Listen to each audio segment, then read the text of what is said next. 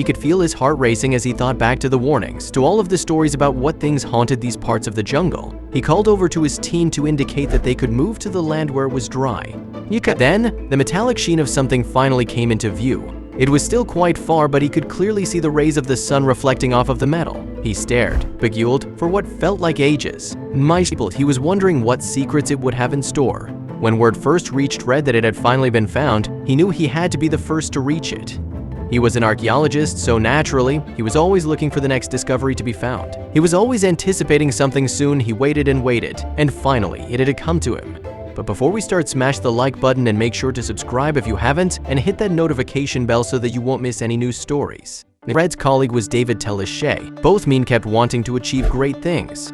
They wanted to go where no one had gone in decades. They thought they were ready, but nothing could have prepared them. The two were circling over Papua New Guinea's infamous jungle. They could just see the tops of green descending into the dark swamp where their roots would be. Then, amongst the swamp, Fred sees what they've been looking for.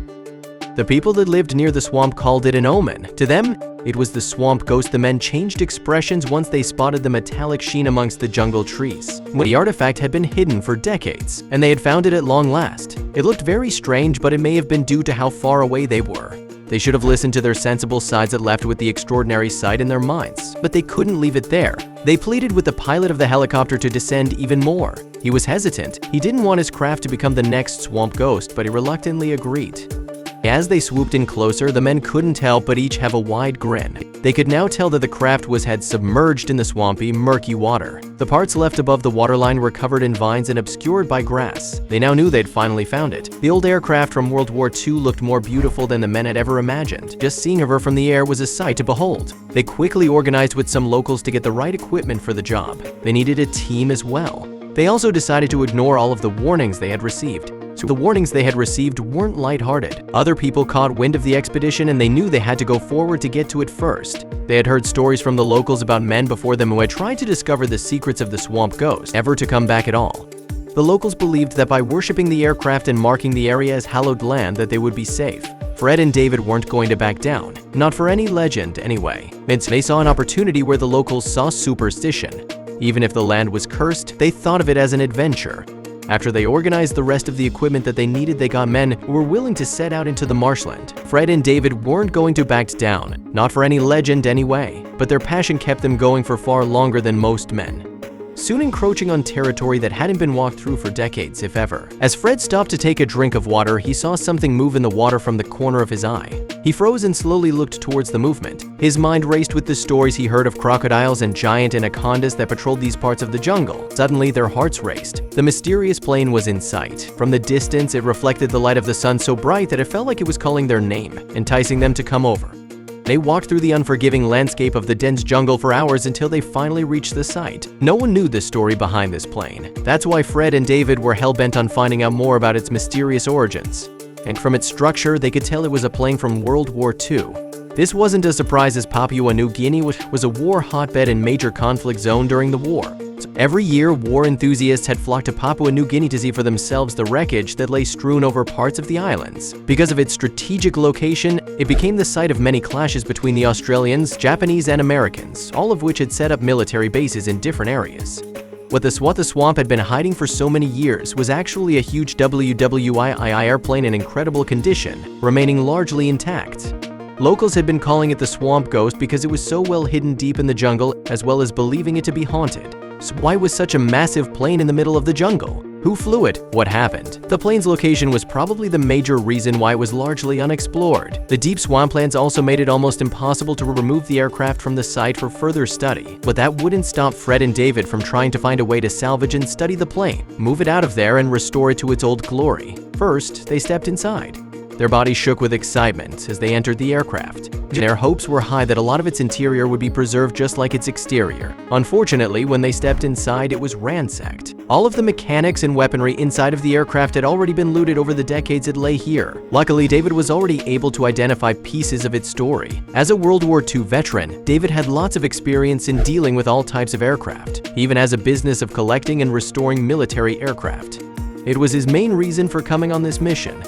David quickly discovered that the type of plane stuck in the swamp was the exact same type of plane that he had piloted during World War II. It was a B-17E Flying Fortress. Once they knew what they were dealing with, they began attempting to salvage the plane in the 1980s. But in true Swamp Ghost fashion, they suffered setbacks, making it decades before they completed the extremely difficult task. The plane was first nicknamed the Flying Fortress. This happened when a journalist saw the plane during a test flight back in 1935 and remarked that it looked like a flying fortress. But what about its backstory? How did the plane get stuck in the cursed swamp? Just one day before the Japanese attacked Pearl Harbor on December 7, 1941, the Swamp Ghost was sent out on a special mission. Instead of flying with the Kangaroo Squadron that day, it was sent out on one of the earliest bombing missions of the Second World War. But then disaster struck. The Japanese invaded the island of New Britain in Papua New Guinea. Swamp Ghost would be the first to the scene and with that suffer disastrous consequences. In February of 1942, the Swamp Ghost was dispatched to attack Japanese ships on New Britain Island. But the majestic Swamp Ghost would tragically never return from its mission. The plane started experiencing problems when the bomb bay doors wouldn't open. They made second passes at their target before they were able to finally get them open. But now they'd attracted anti-aircraft fire from the Japanese troops. A dogfight ensued after the Swamp Ghost made its second pass on its target, which luckily was successful as they were able to finally get the bomb bay open. The Swamp Ghost managed to take down 3 enemy fighters out of a dozen. Then suddenly, the Swamp Ghost was hit by the enemy. Thankfully, the plane didn't explode, but one of its wings was majorly damaged. It was leaking fuel and crashing fast in the New Guinean wilderness. When they missed its squishing, the Swamp Ghost was due to return to the New Guinean capital city of Port Moresby. But the crew couldn't make that happen with a punctured wing and the massive fuel leak. Then the pilot spotted a perfect place to make a crash landing. He thought he saw a soft wheat field, which would be a perfect place to make a crash landing. But what he thought was a large wheat field ended up being something far more treacherous. It was a swamp that was inhabited by deadly and ferocious crocodiles. The Swamp Ghost made its crash landing in the swamp, and miraculously, none of the crew members were seriously injured. However, the crew was now stranded in a dangerous swamp in the middle of nowhere. Not knowing where they were or where they were going, they set off to find civilization and help to get back to their base located in the capital. The entire crew devastatingly all caught malaria while attempting to traverse the dangerous swamps. Fortunately, they came across a native that helped them and took them back to his village. A kind local nursed them back to health, and they were reunited with US forces in the New Guinean capital of Port Moresby. The crew was welcomed back as heroes, but their celebration didn't last long. They were almost immediately sent out on a new mission. While the crew of the Swamp Ghost was redeployed on a new mission, their flying fortress was all but forgotten. As time went on and the war ended, no one thought twice about the flying fortress, and it was time to go home. And for decades, the plane was only known to a few locals in the nearby areas. US forces completely forgot about the plane, and no effort was made to recover it from the wreck site. Then, it was rediscovered in 1972 by Australian troops flying over the area. The news hit international media and the Swamp Ghost became famous. The Flying Fortress is one of only 4 other planes of its kind, and of all the wrecks that took place over Paputrach Millennia, the Swamp Ghost is the most famous of them all. Located in the Agayambo Swamp, the Swamp Ghost sat abandoned for 64 years. The Pacific Aviation Museum in Hawaii explains that the Flying Fortress is arguably the world's only intact and unretired World War II-era B-17E bomber, a one-of-a-kind example of an aircraft that played an indispensable role in winning World War II, and is the only B-17 in the world that still bears its battle scars. But this wasn't all. Since its introduction in 1938, the B-17 was still the 3rd most massively produced bomber of all time.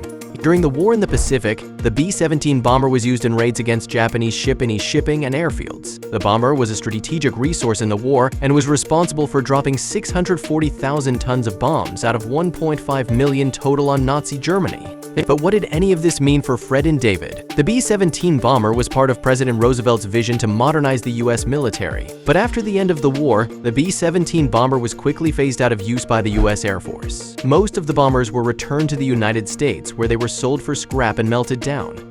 Only a few bombers remained in use, mainly for secondary roles such as transport, air-sea rescue, and photo reconnaissance. Fred and David's salvaging operation was finally completed in 2006, but only 4 years later would they receive permission to return the aircraft to American soil.